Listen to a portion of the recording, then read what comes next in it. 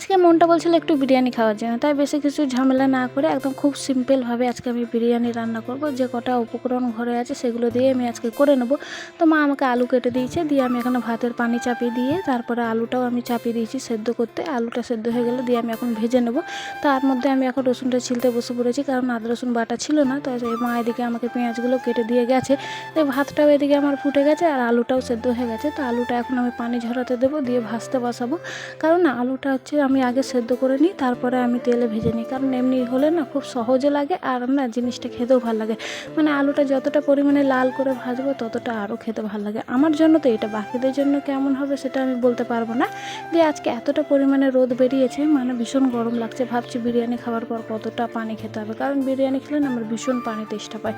তো এদিকে আমি পেঁয়াজ বেরেস্তার জন্য লাল করে নিয়েছি। তারপরে আমি এখানে মাংসের জন্য আমি পেঁয়াজটা লাল করে নিয়ে এখন মাংসটা আমি দিয়ে কষে নেবো, ভালো করে কষে দিয়ে তারপরে আমি এখন কুকারে দিয়ে দেবো। কারণ কুকারে দিয়ে দিলে না তাড়াতাড়ি সেদ্ধ হয়ে যাবে জিনিসটা। তারপরে মা এদিকে তাল নিয়ে এসে, মানে বড় মামারা বেড়াতে এসেছিলো, তো তারা তাল এনেছে। তো সেই তালটা এখন মা ছাড়াতে বসে পড়েছেন এই করবে ফুলুরি করার জন্য। তো এখানে আমার মাংসটা কষাও হয়ে গেছে। তারপরে এখন আমি মাংসটা কুকারে দিয়ে দিয়েছি সেদ্ধ হোক। তারপরে আমি সব উপকরণগুলো সাজিয়ে নিয়েছি হাতের কাছে। তাহলে কি বিরিয়ানি সাজাতে খুব তাড়াতাড়ি হয়ে যাবে, এবং জিনিসগুলো হাতের কাছে থাকলে আমার ভালোভাবে মনে করে এক এক করে করতে হবে। কারণ আমি একা রান্না করছি, তাই জন্য সব মনে মনে করে করে সব বের করতে হবে।